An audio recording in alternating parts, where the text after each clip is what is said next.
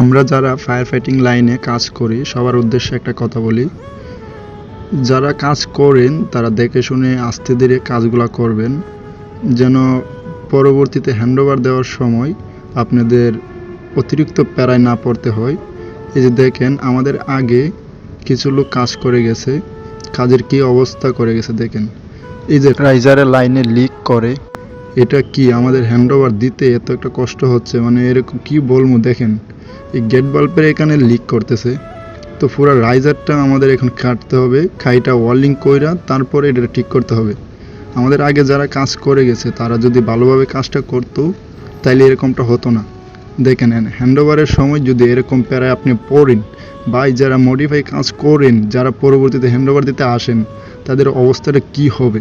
তাই সবার উদ্দেশ্যে বলতেছি, আপনারা প্রথম অবস্থায় যেরকম কাজটা করেন একটু দেখে শুনে ভালোভাবে বুঝে শুনে